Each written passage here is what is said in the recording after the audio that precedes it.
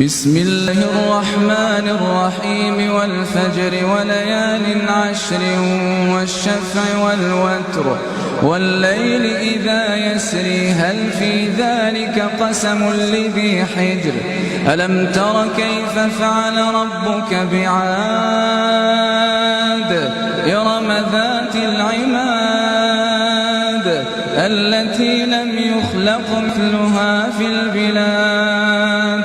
وثمود الذين جابوا الصخر بالوادي وفرعون ذي الأوتاد الذين طغوا في البلاد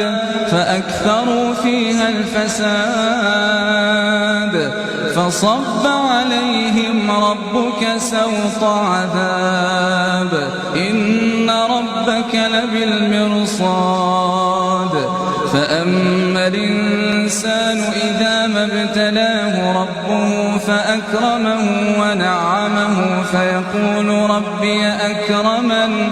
وأما إذا ما ابتلاه فقدر عليه رزقه فيقول ربي أهانني كلا بل لا تكرمون اليتيم ولا تحضون على طعام المسكين وتأكلون التراث أكلا لما وتحبون المال حبا جما كلا إذا دكت الأرض دكا دكا وجاء ربك والملك صفا صفا وجيء يومئذ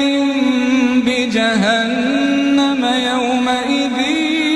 يتذكر الإنسان وأنى له الذكرى